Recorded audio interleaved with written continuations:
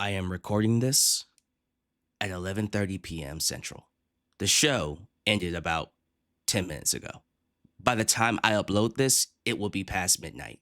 I understand that AEW is known for great in-ring action, and we got a lot of awesome in-ring action tonight on AEW Dynasty 2026. These shows are way too long. By the time it's over with, I am exhausted. Is there a way to make these shows shorter? I get it. We've been complaining about long shows since AEW was created. I get it, right? Tony Khan is going to give us 5-hour, 6-hour shows. That's what we paid for, right? But damn it all, I am tired coming out of that show. And here I am going to give you a review. I'm just going to talk. I don't even know what the thumbnail's going to look like. The title's going to be something generic. But people are expecting a review from me because I've been watching every single AEW pay-per-view except one. I missed that one show that I hated. But I have not missed a single pay-per-view. When it comes to Dynasty, this was much better than the one we got last year. Last year's Dynasty was garbage. This one was good. Just good. Not great, not amazing. It was good. Good enough to spend $50 on. It was a one-match show overall. Although the one match that was hyped up the most wasn't even the best match on the entire card. Yeah, MJF versus Kenny Omega was not the best match on the card. It was still a great match. I thought Darby Allin versus Andrade had match of the night. My personal opinion. But getting into it, and again, I'm not going to hold you too much. They were live in Vancouver, and they sold how many tickets? Around 9,000. Give or take a few, maybe 8,500 or so, right? For AEW now, that's a great number. I have seen their numbers increase across the board. Ratings inside the arenas. I know Double or Nothing is going to sell out. If you give the people in London for Wembley Stadium for All In 2026 the right main event, they'll do a big number for that show too. But you have to have the right main event. You know who needs to be in that main event. There was a picture of a fan holding a sign in the front row that said, "These tickets cost less than WrestleMania 42 nosebleeds." He was in the front row. He got front row tickets for an AEW pay-per-view that costs less than WrestleMania 42 nosebleeds. Yikes. I love that energy. Please keep it up. The first match was a tag match. Konosuke, Takeshita, Okada, and the Young Bucks. As expected, the partnership between Takeshita and Okada broke down towards the end. Takeshita let the Young Bucks hit their finisher on Okada and didn't even bother to save him. Young Bucks win. Match was awesome. Great chemistry across the board. Filled with drama, funny moments. Loved Okada dressing up as a Young Buck and tricking Matt to tag him in, but giving him the middle finger. Hilarious. Love that. This sets up the long-awaited one-on-one match between Okada and Takeshita. A match they've been building for what? Close to 2 years now? We're finally getting it. Now, I have a feeling we're going to get it at Double or Nothing, but that won't be the only time we see it. I get the feeling we're going to run it back at All In. But the first match will be at Double or Nothing. I'm excited. I can't wait to see it. We had Ricochet versus Chris Jericho. This is Chris Jericho's return match after being off AEW television for over a year. He lost.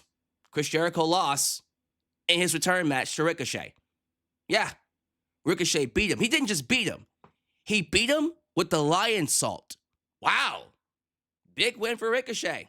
I think AEW might have plans for him. If he beat Chris Jericho in this fashion, this is Chris Jericho, the first AEW World Champion. I think Ricochet is going to win some major championships this year. When? Where? I have no idea. We'll figure it out. Good match, by the way. I thought Chris Jericho looked amazing. He's in great shape for what? 55 years old? He's 55. He looks great. Darby Allin and Andrade had match of the night for me. This match was fantastic. Darby Allin won. He pinned Andrade. Andrade shook his hand afterwards, signaling a face turn later on. Great. I'm perfectly fine with that. I think Andrade, quite honestly, is a babyface. He's technically not, he's a heel, but fans love him. He gets big pops when he comes out, and he wrestles like a babyface, quite honestly. Other than those one or two times where he low blows somebody. But for the most part, I've been loving his matches. He is easily one of the best wrestlers in the world today. In the world of wrestling. Can't top him. But Darby Allin won this match. I think Darby Allin should win the world title. I think he should. I think he should win it on Wednesday. No, he won't hold it to All In. Matter of fact, I think Darby will win it and then drop it right back to MJF at Double or Nothing. But Darby Allin should win the world title. He should have a run with it. Why not? Screw it. Mix things up a little bit. And what momentum would that give AEW to have Darby Allin win the world title on WrestleMania week? Crazy. FTR evens the score against Cope and Christian for the AEW tag team titles. This match was great. I think Cope got busted open hard way. He wasn't supposed to bleed. He ended up cutting himself open with the championship shot in the head. But it made the match even better. FTR winning evens the score 1-1. This is not over with. The next time you see them will be Double or Nothing, and there will be a stipulation to it. I think we're building to some type of a TLC match at All In with FTR, Cope and Christian, and the Young Bucks.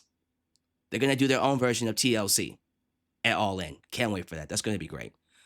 I think the rubber match is going to be their best match. This was great, okay? The first match was good. This one was great. I think Double or Nothing, if they do it at Double or Nothing, that's going to be awesome.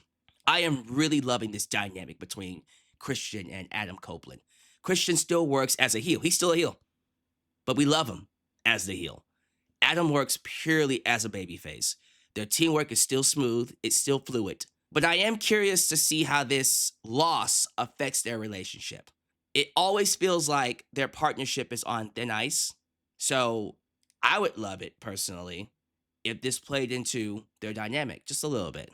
Jon Moxley beat Will Ospreay. Thank God.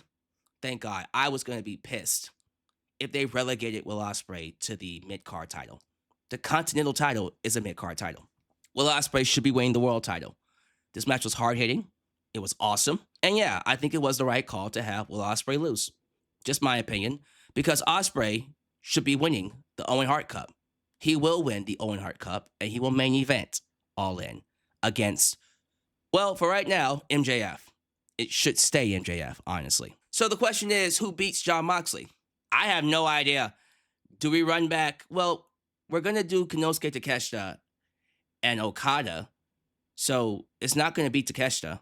If Kota Ibushi was healthy, I would give it to Kota Ibushi, but we're not going to get him for another year or so. I have no idea, quite honestly. There's a big roster of people who could do it. You could have Ricochet do it. Fuck it. Maybe we have Cesaro. Claudio Castagnoli turn on Jon Moxley and win it. I would love that. Let's see what they do.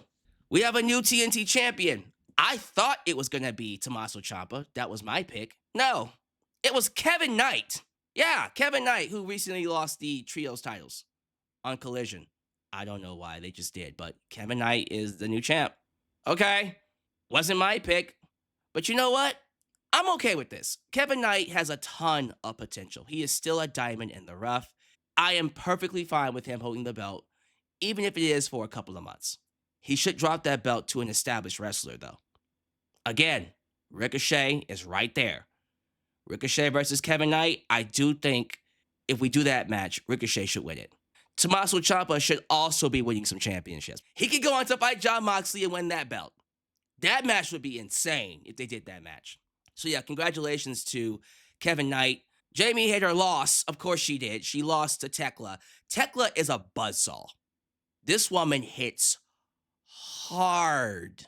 And it's entertaining to see.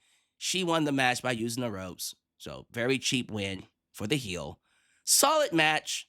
I'm not happy with where Jamie Hayter is right now on the roster. Just a few years ago, before her injury, she was getting some of the biggest reactions, the loudest reactions on the show. Since coming back, she's felt really insignificant. I hope that changes. Have her and Alyx win those women's tag team titles at All In. Screw it. I would love to see that. Would you? For real, they should do that. I think next up is the trios titles, right? Yes, the trios titles. That is the dogs. So the dogs is David Finlay and those other two, Gabe Kidd, who got injured. Gabe Kidd got injured and he had to be taken out of the match. I think he suffered a dislocated shoulder. He's going to be out for a while. But it doesn't matter. The dogs were going to lose anyways. The conglomeration had this cool sitcom skit to introduce themselves. Roderick Strong and Orange Cassidy had like a set where they were on stage and you had a chair or a couch. And then the door opened and it was Kyle O'Reilly, Vancouver's own Kyle O'Reilly. They won the tag team titles, the trios tag team titles. And yeah, that was a good moment for Kyle O'Reilly. I'm glad he's back and I'm glad he's winning titles. The main event was the match I was looking forward to the most, Kenny Omega versus MJF. Their match in 2023 is a classic. It's one of the greatest matches in AEW history. It happened on Collision. This was not as good. Still a great match. Don't get me wrong. I enjoyed the match. They left it all inside the ring. Just a little too long for me. Just a little too long for me. I wasn't a fan of MJF kicking out of the one-winged angel. Now, a caveat to this kick out. Kenny Omega had MJF pinned for the full 3. MJF technically kicked out at 15. But still, that is a move that has always been protected as a match ender. When Kenny hits it, the match is over with. Even with the workaround being MJF was pinned for 3, referee comes in around 12, 13, 14, 15, and then he kicks out. The fact is, MJF kicked out of it. I don't like that he kicked out. He's the first to do it. I hope he's the last. Again, they did a very good job in AEW of protecting this finisher. I don't agree with MJF kicking out of it this way, even if it was count 15. Just saying. But MJF retains. The match was great. He goes on to fight Darby Allin this upcoming Wednesday on Dynamite. Darby should win. Darby should win the belt. We create a Mick Foley moment. He holds the belt to Double or Nothing. MJF wins it back. Then we do MJF versus Will Ospreay, because Will Ospreay will win the Owen Hart Cup at All In. There's your main event. You sell out Wembley Stadium with MJF and Will Ospreay. That's my thoughts on the show. Good show. Was it worth the $50? It was. I think right now, I'm a bit sour. I'm growing sour on WWE. That helped me enjoy this show just a tad bit more. Still, they need to work on the length of these shows. It's too goddamn long. Just cut out 2-3 matches. And yes, we did get a return. Apparently, Camille came back and attacked Willow Nightingale. No match. That's happening on Dynamite. I don't think she's going to beat Homegirl. She shouldn't, but good to have Camille back. I would think the next challenger for the Women's Championship, the Women's World Championship, would be Mercedes Moné, because she did announce that she's soon coming back. Maybe we do the match at Double or Nothing. Tekla beats Mercedes there. Mercedes gets her rematch and wins at All In. Let's see what they do. But give me your thoughts about this down below. Give me your scores. Give me your grades. How'd you feel about the show? Thank you for watching. Do all the YouTube things. Like the video, subscribe, and click that bell to catch all my content when it comes out. Follow me on social media, Facebook, Twitter, Instagram, TikTok. Donate using PayPal, Patreon, Cash App, and Venmo. I love you all, and I will catch you guys next time right here in Alyx's World. The place it is, was, and forever will be a safe space for wrestling fans like you. Peace.